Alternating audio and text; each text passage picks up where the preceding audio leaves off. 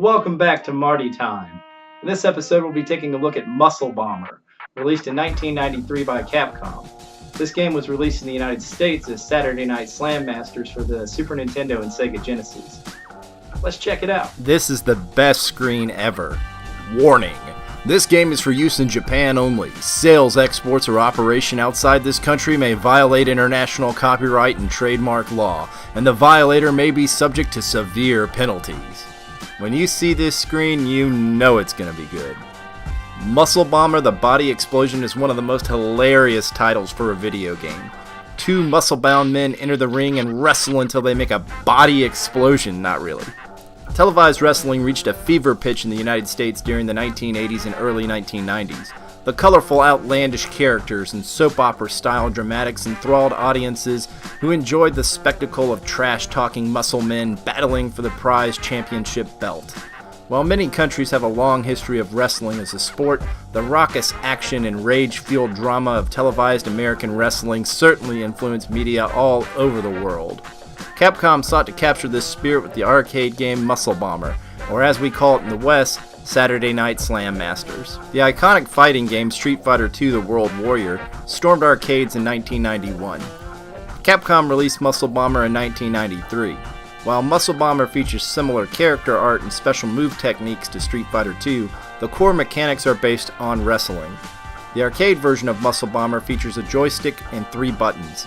The first button grapples your opponent, the second button performs an attack on your opponent.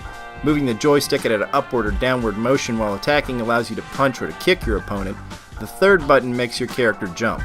Each character has 2 unique special attacks, including a non-grapple attack and a finisher. The non-grappling attack requires you to press multiple buttons at the same time or to press a button rapidly. Each match in Muscle Bomber begins with the 2 opponents entering the ring through a cloud of smoke and lasers, with unique entrance music and animation.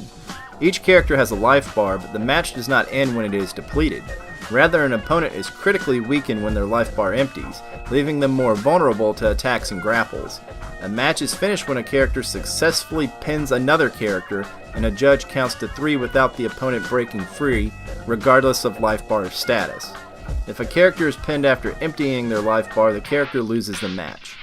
If time runs out before either opponent's life bar is empty, then the character with the most life wins the match. Completing a match without losing any life results in a perfect match win, and the character performs a victory animation. Repeated successful attacks can result in opponents becoming dizzy and vulnerable to attacks. A unique mechanic is a rage mode. Angered after suffering multiple attacks, a character's face turns red and steam pours out from their ears, which increases the damage of his attacks. This typically does not last very long. Characters can climb the turnbuckle and taunt their opponent. Like any good TV wrestling match, you or your opponent can climb outside the ring. Occasionally, an audience member will throw a weapon on the ground for you or your opponent. Staying outside the ring too long will result in a character's loss of the match. The graphics for the arcade version of Muscle Bomber appear on par or slightly better than Street Fighter II. It's really too close to argue one way or the other. The cabinet features superior 3D Q sound, a feature that Capcom arcade and 32-bit home releases featured in the mid-1990s. The most defining feature of the arcade machine is the Team Battle Royale mode that allows 2-player versus 2 players to face off in the ring. Each home console version of Muscle Bomber features a unique feature for that version. Both the Sega Genesis and Super Nintendo ports of Muscle Bomber feature the 2 boss characters as selectable fighters in single-player and multiplayer modes. The Super Nintendo version allows you to play the Team Battle Royale mode by connecting the multi-tap accessory and 4 controllers for 2 versus 2 matches, or by teaming up with a computer-controlled ally against 2 computer-controlled opponents.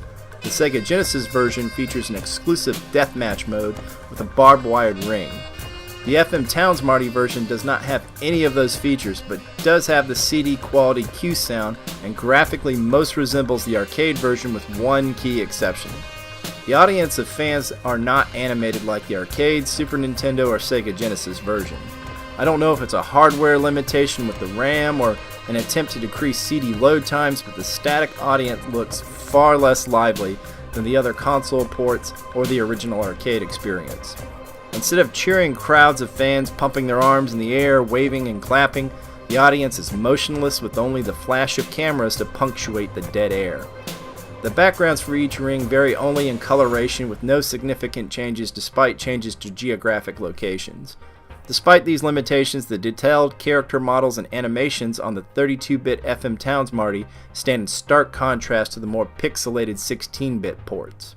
My interest in Muscle Bomber is due to the inclusion of the character Mike Hagar from Final Fight. I am a huge fan of the Final Fight series of beat-em-up games. The muscle-bound mayor of Metro City, Mike Hagar is a politician that takes a hands-on approach to crime.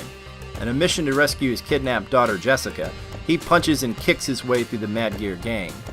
Muscle Bomber serves as a prequel to Final Fight with Mike Hagar in the midst of a successful wrestling career.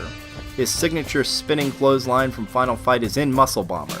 When winning a match, Mike's daughter Jessica exclaims "Daddy" and runs to him.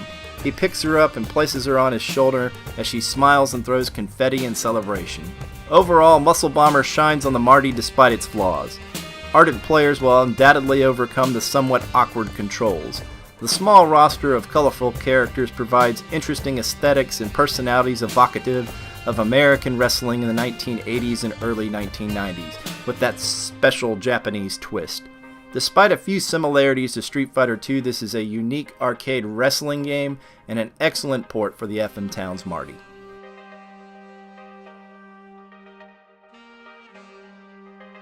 If you enjoyed this video, then please like, share, comment, and subscribe to McGeeTV for more great video content. Evan and I put out videos weekly. Please check us out at www.McGeeTV.com, on Facebook at McGee Television, on Instagram and Twitter at McGee_TV, and myself at McGee_TV on Twitch, and Evan at XXScissorp XX Gaming on Twitch and Twitter. Get your McGeeTV shirt and mug at www.cafepress.com/McGeeTV. Thanks for tuning in.